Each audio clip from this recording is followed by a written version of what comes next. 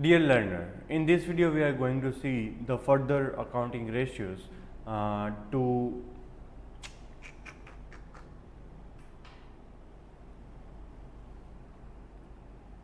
Dear learner, in this video we are going to see further accounting ratios. Now see, in the debt equity ratio, meaning of debt equity ratio is this ratio indicates the relationship between long term debt, that is in the part of non-current liability, long-term debts and equity or shareholders fund. As such, this ratio worked out by dividing long-term debt by shareholders fund. It is usually expressed as a proportion. कितना proportion है between shareholders fund and long-term debt that we are come to know. तो उसका formula क्या रहेगा, debt by equity और you can say long term debt by shareholders fund. इन दोनों का प्रपोर्शन क्या होगा वो हमें पता चलेगा in terms of ratio. Total assets to debt ratio. Total assets to debt, कितनी एसेट्स है हमारे पास comparing to long term debt. The ratio shows the relationship between the total assets and long term debt of the business enterprise. It is usually expressed as pure ratio. उसको क्या बोलते हैं, pure ratio ही बोलते हैं. Total assets to debt ratio is equal to total assets divided by long term debt or non current liabilities, right? Then है proprietary ratio. This ratio indicates the relationship between the equity, that is part of shareholders fund, dividing by the shareholders fund. shareholders fund को हम divide करेंगे total assets से. It usually expressed as a simple ratio.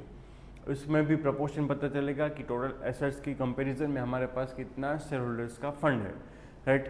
Total assets के सामने कितना share holders fund है वो हमें पता चले. यहाँ पे एग्जांपल दिया हुआ है, एक एग्जांपल जिसमें हमें फाइंड करना है from the following: compute the equity ratio, debt to equity ratio, total assets to debt ratio and property ratio. ये सारी चीज़ें हमें फाइंड करनी है, तीन चीज़ें हमें फाइंड करनी. तो यहाँ पे आपको लॉन्ग टर्म बोरिंग दिया हुआ है which is part of non current asset, non current liability. Current liability दिया हुआ है. लॉन्ग टर्म प्रोविजन दिया हुआ है, that is also non current liability.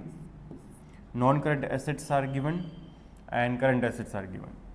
The and second question दिया हुआ है आपको: the proprietary ratio of M limited is 0.80:1.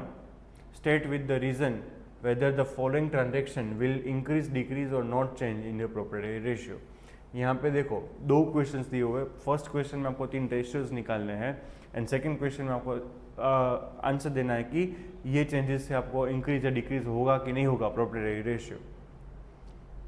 तो let us solve the first question, that is we are suppose to find out debt to equity ratio.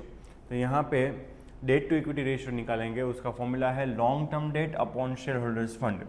Long term debt यानी कि non current liability, long term borrowing plus long term provision, both are part of non current assets, non current liability. तो आएगा 2 lakh rupees. And share holders fund आएगा which is share holders fund directly नहीं दिया है, लेकिन यहाँ पे आपको टोटल एसेट्स में से करंट लायबिलिटी माइनस कर देंगे तो you will get the share holders fund. Total assets कैसे निकालेंगे? Non current assets plus current assets. तो बैलेंस शीट में दोनों साइड टोटल इक्वल होता है, राइट. तो एसेट का टोटल आपके पास है, उसमें से आप करंट लायबिलिटी माइनस कर दो and non current liability minus कर दो, तो you will get the share holders fund. Because liability side there are 3 things: share holders fund, long term liability and current liability. तो ये दोनों लायबिलिटी माइनस कर देंगे तो we'll have share holders fund. So it comes to 3 lakh rupees. अभी आपको सिर्फ amount put करनी है. Debt to equity ratio 2 lakh divide by 3 lakh, it comes to 0.67:1. And total assets to debt ratio, total assets हमारे पास है 4 लाख प्लस 2 लाख यानी कि 6 लाख हमारे पास टोटल एसेट्स है. Divided by long term date हमारे पास है, लॉन्ग टर्म एसेट्स है हमारे पास 2 लाख. तो 6 lakh divide by 2 lakh it comes to 3:1. And proprietary ratio भी फाइंड करना है. इसका मतलब है share holders fund divide by total assets. Share holders fund divide by total assets 3 lakh divide by 6 lakh which comes to 0.5:1. हमारे पास टोटल एसेट्स के कंपैरिजन में शेयर होल्डर फंड कितना है? 0.5, राइट. अभी आपका एक क्वेश्चन था कि प्रोप्राइटरी रेशियो दिया हुआ है 0.8:1.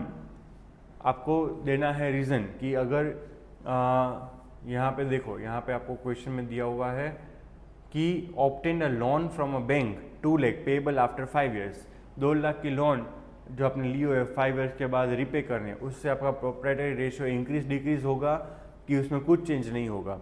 तो यहाँ पे दिया हुआ है ratio will decrease. Why will decrease? Because cash will increase by 2 lakh, assets बढ़ गई हमारी, क्योंकि प्रोप्राइटरी रेशियो क्या फॉर्मूला क्या है, proprietors fund upon total assets, total assets increase हो गई तो प्रोप्राइटरी फंड रिमेन सेम, इसमें कुछ चेंज नहीं होगा, लेकिन एसेट्स इंक्रीज हो गई, डिवीजन में अगर अमाउंट बढ़ गई तो हमारा प्रोप्राइटरी रेशियो क्या होगा, डिक्रीज होगा। Second is purchase machine for cash ₹75,000, हमने कैश में मशीन परचेज किया, हमारी एक एसेट्स इंक्रीज होगी, एक एसेट्स डिक्रीज होगी, so there will be no change in the proprietary ratio. Proprietors fund तो वैसे भी नहीं चेंज हो रहा है, one assets will increase, machinery will increase and cash will decrease, so there will be no change. उसके बाद थर्ड में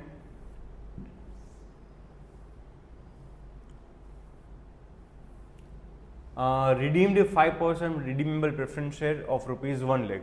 यहाँ पे आपका रेशियो क्या होगा, रिडीम करोगे प्रेफरेंस शेयर्स तो आपका रेशियो क्या होगा, डिक्रीज होगा, because both the proprietors fund will also decrease and assets will also decrease by 1 lakh, क्योंकि रिडीम करेंगे तो केस जाएगा and preferential will decrease, cash decrease, preferential decrease, both are decreasing, so proprietary ratio will also decrease. And last है issue equity share capital to the vendor of a machinery purchase 4 lakh. हमने 4 लाख के share issue किए against 4 lakh की machinery purchase की, तो machine will increase and equity share यानी कि proprietors fund will also increase, तो दोनों इंक्रीज हो रहे हैं, तो ratio will also increase. So by this way we are suppose to find out debt to equity ratio, total assets to debt ratio and proprietors ratio. Thank you.